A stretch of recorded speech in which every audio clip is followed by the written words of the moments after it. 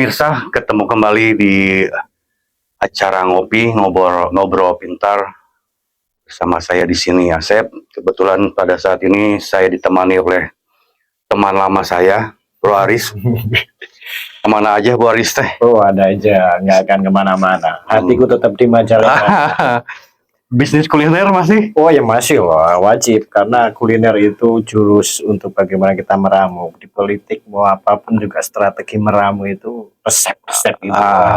Itu sama diasah di kuliner. Dan efektif untuk lobby-lobby bukan saya? Oh ya pasti, ya, lobby makan gitu. Lobby meja makan itu paling mengasihkan. Oke Bro, jadi gini nih. Kebetulan kita ketemu sekarang karena sudah lama ya, hampir mau 2 tahun kita nggak ketemu. Iya, 2 tahun. Sampai sibuk berkelana. Ya, tapi tetap hatinya di Majalengka. Oh gitu. Amin, hatinya amin. Majalengka. Oke. Nah, terkait sekarang nih kondisi Majalengka, nampaknya sudah mulai memanas nih Bro. Perpolitikan di Majalengka menghadapi Pilkada 2024. Pilkada. Dan mungkin nanti kita bahas sedikit gambaran terkait pemilihan gubernur serta dampaknya nanti seperti apa ke Majalengka. Nah, menurut Bro sendiri seperti apa nih? Menurut kacamata Bro sendiri seperti apa memandang kondisi Majalengka sekarang? Ya, semoga saya tidak salah ya, Pak.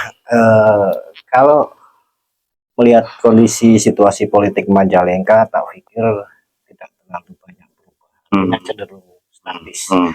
Artinya kekuatan-kekuatan politik, pemain-pemain politik di Majalengka juga tidak jauh berbeda lah, baik karakteristiknya maupun hal-hal yang sifatnya lebih konkret di lapangan, itu tidak akan jauh berbeda pemain-pemainnya.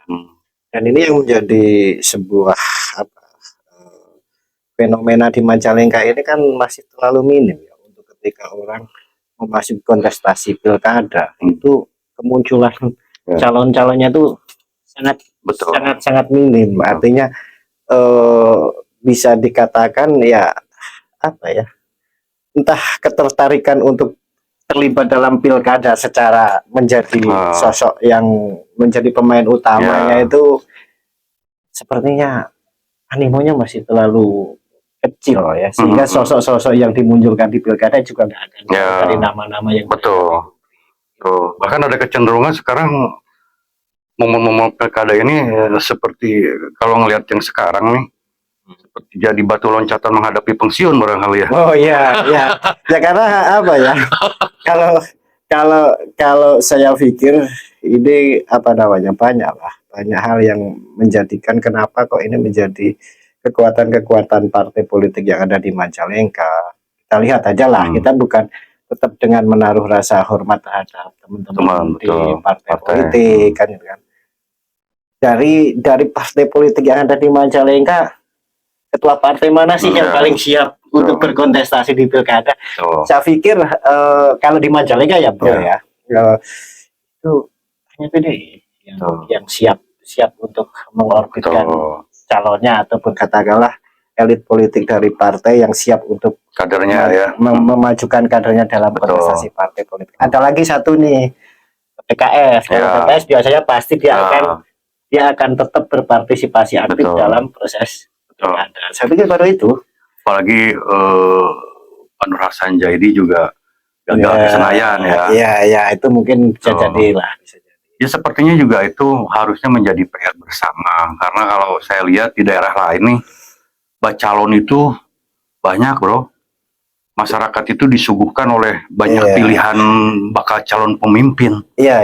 Gitu loh. Ada yang 5, bahkan ada yang 10 gitu. Baik dari kalangan pengusaha, politisinya sendiri. Betul. Nah sepertinya kondisi seperti itu dari beberapa pilkada ke belakang tidak bisa diciptakan di Majalengka itu. Nah, kira-kira pandangannya apa sebenarnya yang menjadi masalah? Mungkin gini ya Bro ya, untuk khusus ya, untuk 2024. Saya melihat ada sesuatu hal yang lain di pilkada ini. Meskipun kondisi politiknya statis dalam arti kata pemainnya ya itu saja. Tapi secara kepentingan ini akan terjadi pergeseran, dan itu akan membuat sebuah suasana pilkada 2024 ini menjadi sesuatu yang berbeda. Ya karena memang konstelasi politik di levelan kabupaten kotanya itu elit-elit partai lokalnya, artinya ketua-ketua partai dan lain sebagainya tidak memiliki animo yang kuat untuk ikut kontestasi di pilkada ini. Maka kalau saya, karena ini menarik, pemilu 2024 khusus ya, itu hanya berselang 1 tahun setelah pelantikan presiden. Setelah pelantikan presiden kan di Oktober, November kita 1 bulan setelah pilpres ini akan menjadi menarik ketika politisi-politisi lokalnya tidak ada animo untuk mengorbitkan kadernya. Ya saya pasti kalau bahasa cawe-cawe itu pasti akan terjadi. Nah, tentunya bukan sama siapa-siapa bro. Cawe-cawenya itu pasti elit politik di atasnya, tingkat provinsi atau bahkan dari pusat. Kenapa demikian? Karena kan pasti ada bargaining. Karena ordonansi politik stabilitas nasional itu akan tercipta oleh koalisi yang di atasnya juga. Bagaimana kemudian ada bargaining kepentingan politik di atasnya menyelaraskan kepentingan politik yang di bawahnya. Nah kalau ketua-ketua partainya nggak ada keberanian untuk ikut kontestasi pilkada, mau nggak mau pasti diambil alih. Artinya membuka ruang intervensi ya, untuk intervensi ya. Cawe-cawe bahasa kerennya ya. Cawe-cawe. Nah, siapa yang rugi? Ya kita sendiri. Ketika yang memiliki kepentingan adalah elit yang di atas, katakanlah di atas Majalengka, baik itu di pilgubnya atau kemudian kan bargaining untuk pilgub dan lain sebagainya, kepentingan partai-partai untuk menjaga stabilitas koalisi di atas itu pasti ini akan terjadi. Dan ini yang dirugikan adalah justru politisi-politisi lokal karena tadi ketidakberanian untuk ikut dalam sebuah kontestasi. Nah, terkait koalisi sendiri, kemungkinannya seperti apa nih bro? Taruhlah kemarin koalisi di Pilpres, apakah akan linear ke Pilgub, terus ke bawahnya juga di Pilkada nih Bupati, itu kira-kira seperti apa gambarannya nih?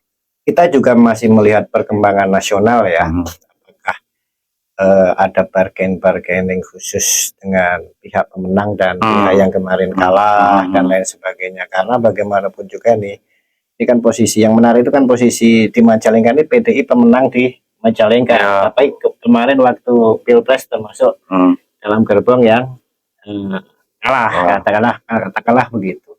Nah ini akan menjadi menarik, menang di level daerah, tapi di pusat untuk di Pilpresnya kalah. Kemudian apakah koalisi-koalisi di atas itu akan tetap solid, kemudian menjadi linear ke bawah?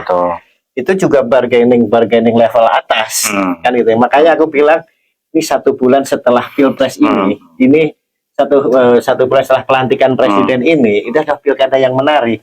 Karena pasti ada bargaining di atas nih terkait dengan posisi di kementerian lah, kan gitu. Kemudian di pilgubnya seperti apa.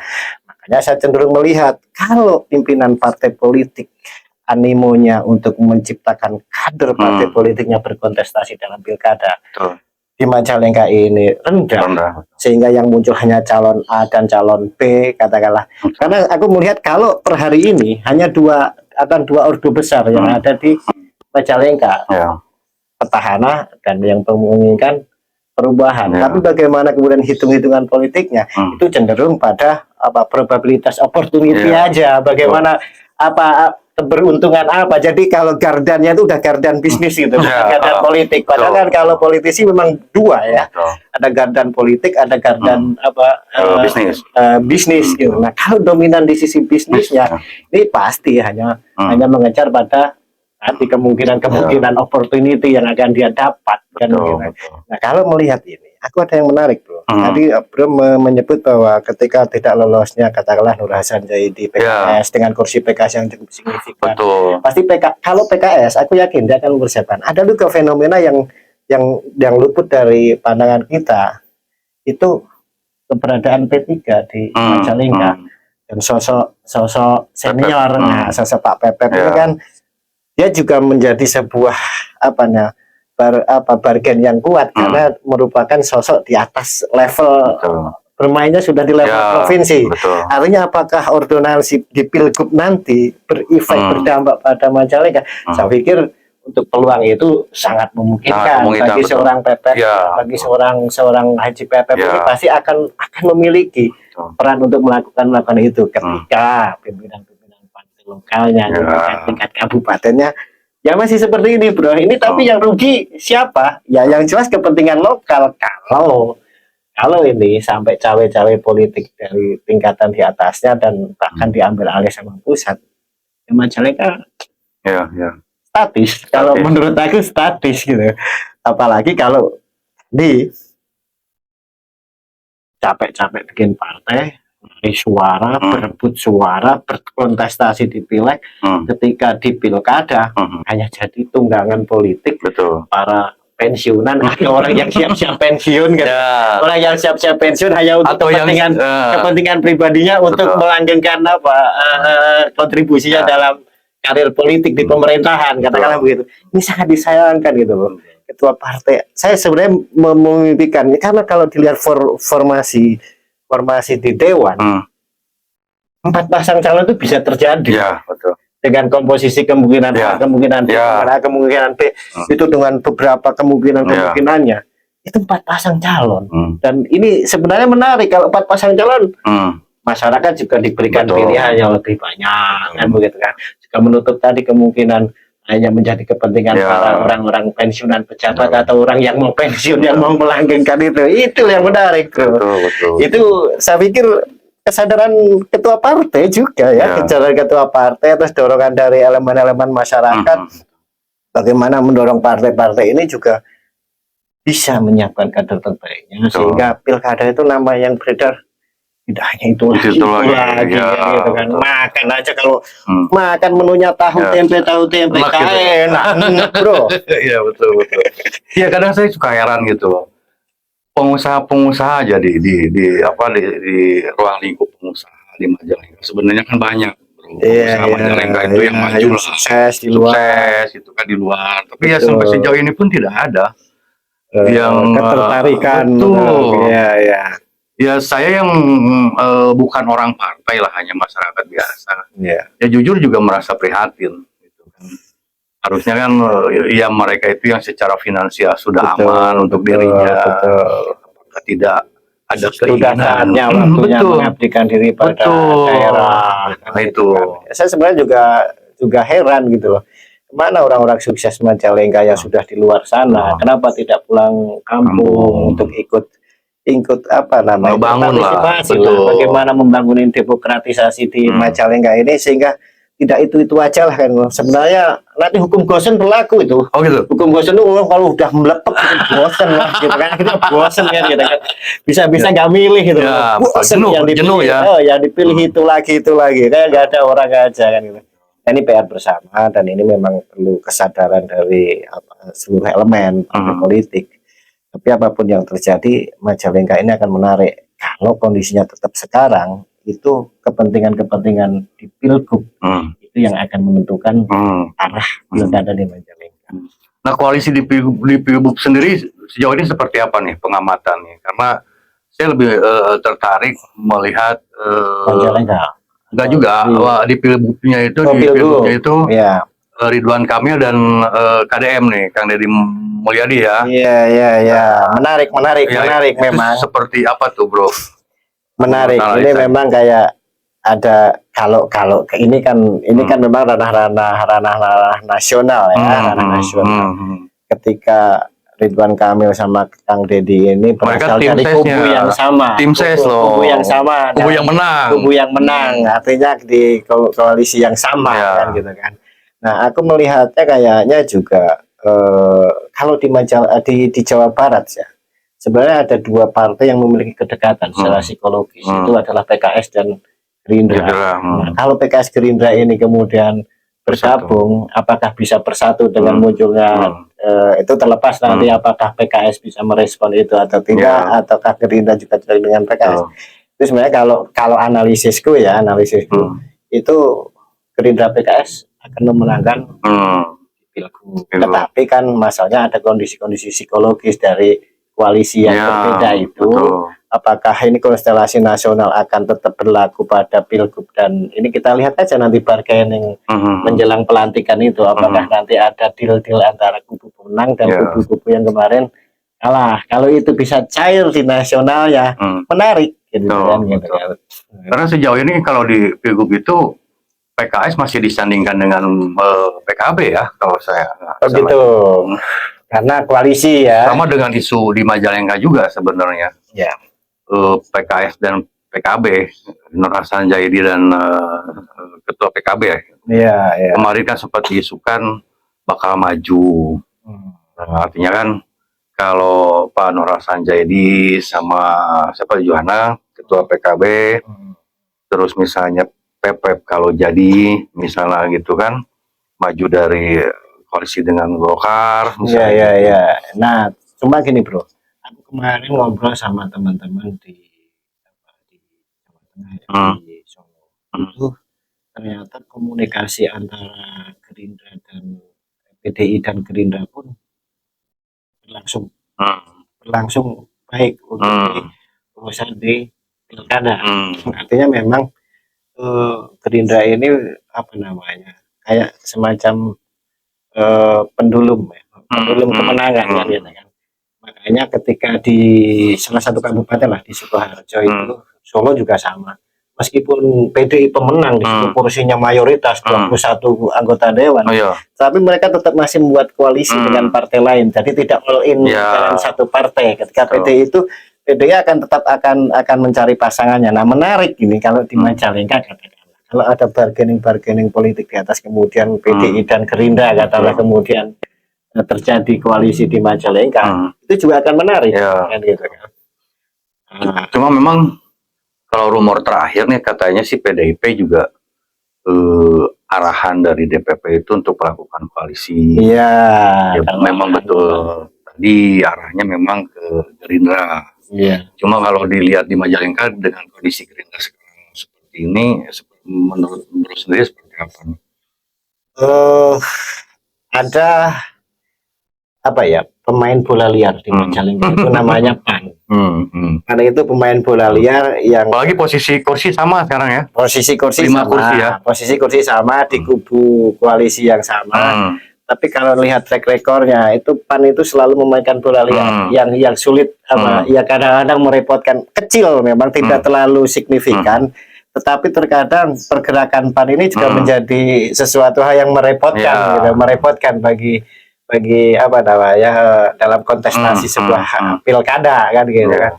Nggak tahu ini apakah PAN di Majalengka ini juga akan mengambil perannya seperti yang sudah bagaimana menjadi apa, pemecah ya, mesin pemecah konsentrasi suara. Karena bagaimanapun dalam sebuah strategi politik ada mesin pencari suara, ada mesin pemecah suara, dan ada mesin yang mengalihkan suara, bahkan mengalihkan suara kan, begitu. Nah ini PAN ini memang kalau spesialnya di situ, spesialnya bola liar, dia bola liar ya. Kadang-kadang ini arahnya mau kemana ini menjadi sesuatu yang kadang-kadang merepotkan sebagian kalangan. Nah, di Majalengka ini kalau lihat dari komposisi PAN dengan 5 kursi ya masih punya peluang lah untuk menempatkan salah satu kadernya misalnya kan, gitu kan. Tapi saya belum melihat ini siapa yang mau muncul dari PAN untuk minimal di wakil bupatinya lah, wakil bupatinya. Mungkin ini akan dimainkan oleh ketua Rona ya. Ketua Rona kan karakternya juga liar, sangat sulit ditebak kan, gitu kan. Nah, bola liar yang mungkin akan dilontarkan oleh PAN kan, gitu. Kalau Gerindra sih aku udah ada apa keinginan pengen dengan PDI itu kayaknya tinggi juga. Iya, betul. Sudah ada upaya ke arah sana. Iya, cuma memang kendalanya itu tadi, di Gerindra itu kan tidak ada untuk saat ini tidak ada kader yang mumpuni. Ya, saya tidak. Kalau dari internal. Kalau saya kan tidak berhak menilai mumpuni atau tidak. Ya ini, tapi ketika itu sudah disodorkan oleh partai, berarti kader terbaik dari sebuah partai itu. Ya. Nah, kalau saya sih sebenarnya mau kapasitas personalnya mau seperti apa, ketika partai sudah berani mengajukan kadernya dalam sebuah kontestasi, saya anggap itu sebagai kader yang sudah melalui proses pengkaderan di internalnya. Saya lebih menghargai itu daripada tadi hanya kendaraan Ya. apa tuh, para pensiunan Ya. atau orang yang menjelang pensiun itu. Saya lebih menghargai orang-orang Hasil partai-partai dari- yang ya. partai-partai yang masih mau berani mencalonkan Betul. kadernya gitu. Konteksnya begitu, Bro. Ya, nah tadi tuh saya agak menarik juga terkait pergerakan PAN nih. Iya, iya. Saya sepakat itu. Bagaimanapun nih dengan pola kepemimpinan Haji Rona ini PAN itu udah centil lah kalau bahasa saya. Iya, iya. Jadi jangan terlalu ekstrem liar lah. Iya. Centil gitu. Jadi manuver ke sana kemarinya sangat dinamis. Iya, ya itu yang saya katakan sebagai bola liar itu, Betul. karena dia bisa berkomunikasi kemana-mana.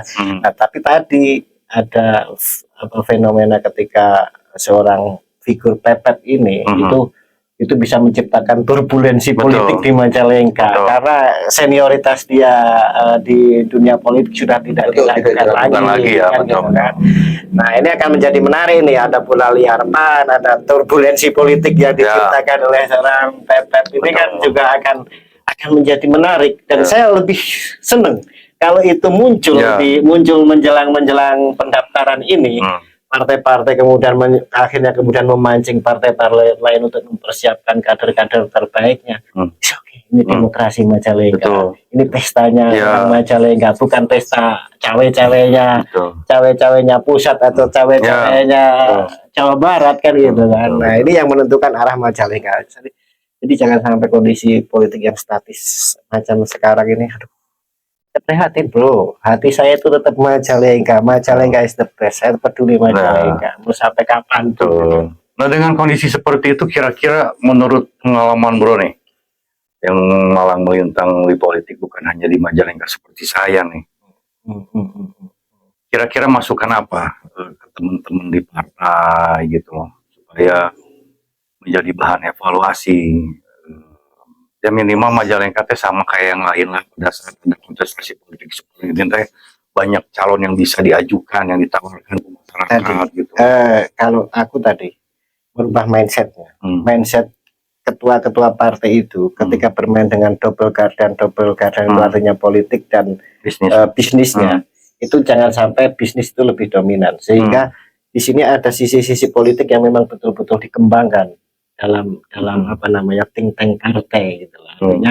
Artinya pimpinan partai, ketua partai dengan jajarannya itu bagaimana membuat sebuah apa namanya strategi yang memang di situ dipersiapkan betul untuk mempersiapkan kadernya.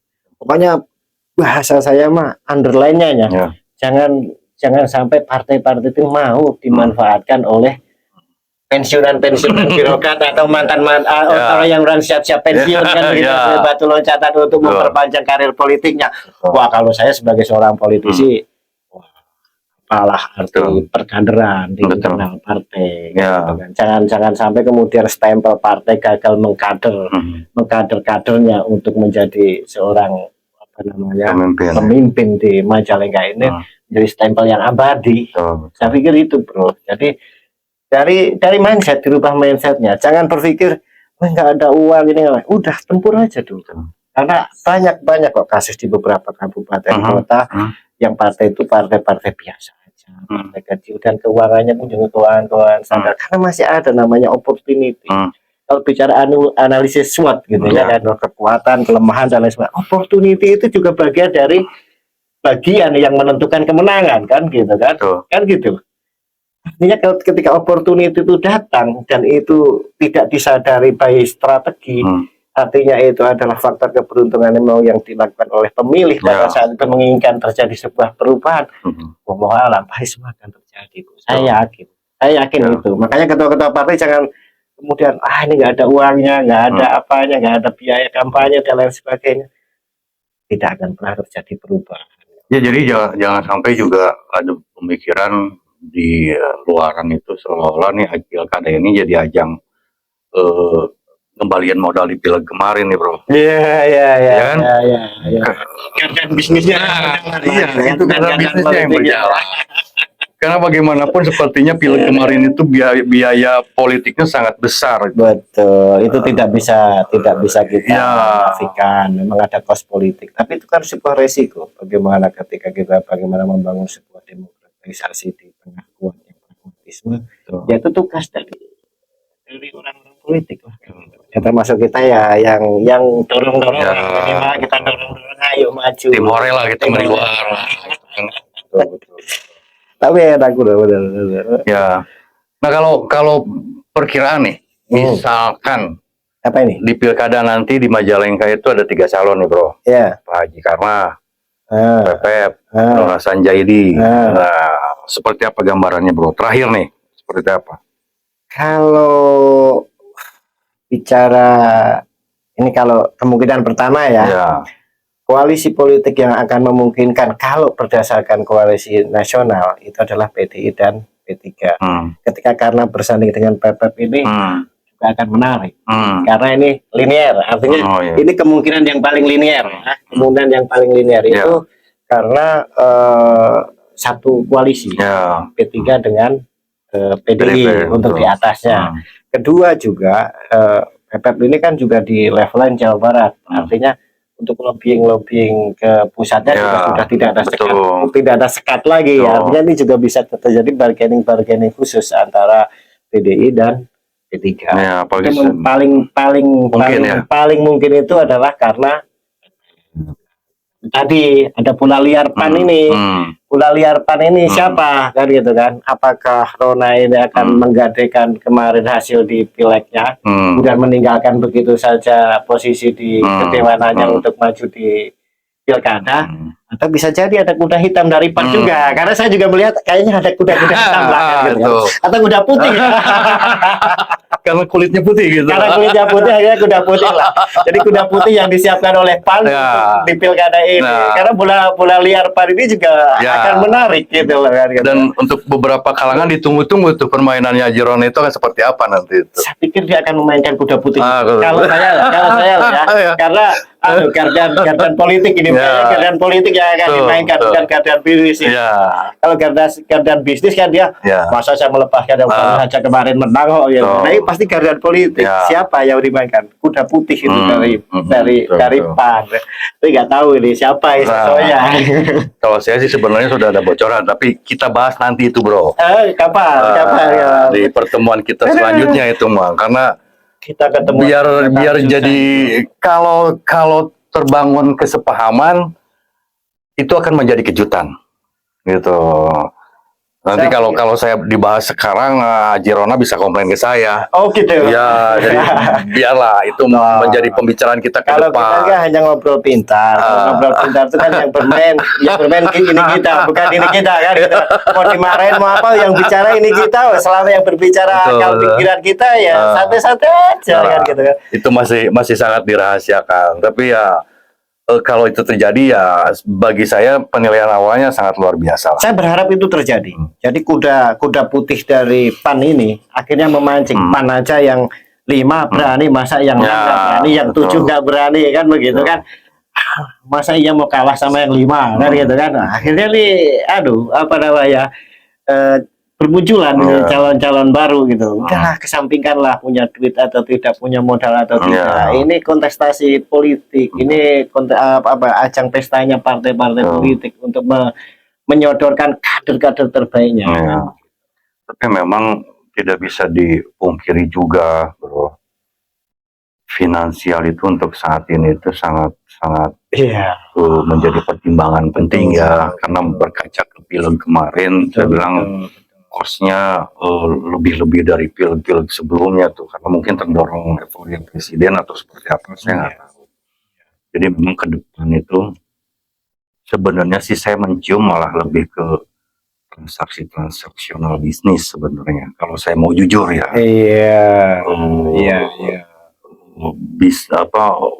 Perhitungan politik itu hanya lebih ke berhitung koalisi saja sebenarnya, tidak penentuan tiket tidak lebih ke dampak yang bisa ditawarkan ke masyarakat secara politis kalau saya ngelihat. Makanya dari awal aku selalu ngomong mainkan dua gardan politik ya, gardan bisnisnya ya silakan dihitung-hitung, diimbang-imbang gitu loh. secara politisnya bagaimana, secara bisnisnya kayak apa, tapi berjalan berdampingan. Jangan kemudian dominan hanya sekedar di bisnisnya aja untuk menutup di pileg kemarin ada kursi berapa dan lain sebagainya. Udahlah kita tahulah begitu. Nah ini yang aku pikir bahwa tadi merubah mindset berpikir para elit-elit partai politik, bagaimana menciptakan kader-kader terbaiknya untuk kontestasi apapun. Saya pikir gini bro, kenapa kok ada namanya pragmatisme yang berkembang biak, karena diciptakan tidak berimbang. Yang disajikan itu menu ibaratnya kan gini, kalau dikasih menu makanan yang enak-enak, akhirnya orang pada nyari yang lebih enak gitu. Kalau dikasih makanan yang biasa-biasa aja, orang juga akan menerima itu sebagai menu makanan yang akan dia terima kan gitu. Faktanya kan kita lihat ketika 99 apa sih pada saat itu yang disajikan, tapi pada saat itu juga tidak ada namanya pragmatisme, hanya disajikan ibaratnya sama-sama nggak punya duit semuanya lah kan gitu. Akhirnya berpikirnya secara idealis. Nah karena partai menciptakan pengen nyari calon yang punya duit, pengen calon yang punya duit, wajar kalau pemilih juga aku mau memilih yang paling banyak duitnya kan begitu. Nah ini makanya kesadaran partai politik untuk membangun kepercayaan diri, membangun menciptakan kader-kader terbaiknya untuk berkontestasi, itu salah satu solusi bagaimana kemudian demokrasi ini lebih sehat. Harus berani melakukan itu. Dan kalau Majalengka tidak begitu, saya yakin hasilnya mudah ditebak lah. Kalau hanya dengan kondisi politik yang masih statis begini, sambil ngerapal kita juga udah tahu nih ngapain loh kan gitu kan. Udah tahu nih pemenangnya kan gitu kan.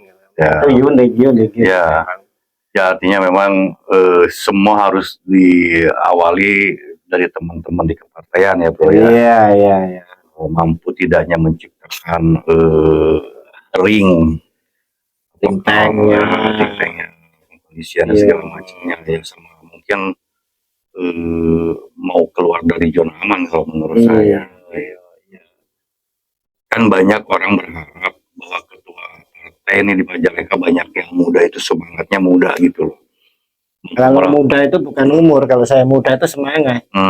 Usianya tua tapi semangatnya muda, ya itulah generasi muda gitu. Muda dalam arti muda genetika politik, bukan genetika biologis gitu. Tapi genetika politik ya itu muda secara genetika politik gitu. Saya menyayangkan ketua partai banyak yang muda, masa nggak ada keberanian. Kalau saya mau udah kita bersepakat ketua partai ayo maju semua kan asik kan gitu kan. Ketika menutup ruang ini orang yang mau hanya untuk mencari kendaraan partai politik untuk batu loncatan untuk memperpanjang karir politik di pemerintahannya atau dan lain sebagainya. Tadi loh rumah tumbangan para pensiun itu kan saya kan gitu kan. Ya tumbangan rumah tumbangan para pensiun itu ya harus diciptakan oleh ketua-ketua partai dong gitu. Udah kita sepakat, kita semua nyalon. Posisinya mau seperti apa? Di komposisi partai di parlemen aja itu bisa tercipta 4 pasang calon sebenarnya. Tinggal mau atau tidak, berani atau tidak. Betul.